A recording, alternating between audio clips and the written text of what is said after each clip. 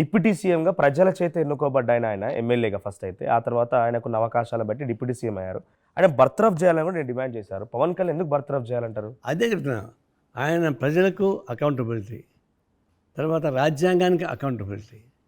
రాజ్యాంగానికి అకౌంటబిలిటీ ఉన్న వ్యక్తి. ఆయన ప్రమాణం స్వీకారం చేసినప్పుడు రాజ్యాంగాన్ని మేము కాపాడుతామని చెప్పేసి ప్రమాణం చేశాడు. అలాంటి వ్యక్తి ఇట్లాంటి పద్ధతుల్లో మూఢనమ్మకాలను ఉపయోగించే పద్ధతి ఉపయోగిస్తూ ఒక ప్రాంతానికి వ్యతిరేకంగా, ఒక ప్రాంతానికి సెంటిమెంట్కి వ్యతిరేకంగా మాట్లాడడం అంటే, ఒక రాజకీయ నాయకుడిగా రాజ్యాంగాన్ని పరిరక్షించేవాడికి అట్లా మాట్లాడితే ఇంకా చాలామంది మాట్లాడతారు.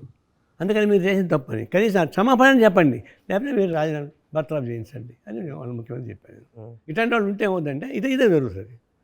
ఇటు మాట్లాడేశాడు. ఇంకా తెలంగాణలో కొంతమంది లాగుతూ ఉంటారు. ఎందుకు లాగుతున్నారు? ఫస్ట్ టీఆర్ఎస్ దీనికి పేటెంట్ రైట్ వాళ్ళు మొదలుపెట్టారు. ఇక మేము వెనకబడతామేమో అని చెప్పేసి అనుకొని కాంగ్రెస్ మొదలుపెట్టారు. అట్లా అందరూ మొదలు పెడుతున్నారు. ఇట్లాంటి కాంపిటీషన్ ఎందుకు రావాలి?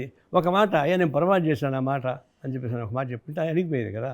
ఎందుకు చెప్పలేకపోయాడు అంటే దీన్ని కొనసాగిస్తూ ఉన్నారు. అది మంచిది కాదు, నీకు మంచిది కాదు.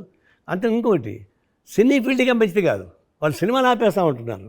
మరి జనం పోయి సినిమా థియేటర్లు ఆపేస్తే లేని తలనొప్పి. అది ఎంత నష్టం? పవన్ కళ్యాణ్ నష్టం కాదు. పవన్ కళ్యాణ్కి నష్టం లేదు. ఆయన డబ్బులు తీసేసుకున్నాడు, ఆడేసాడు, అయిపోయింది.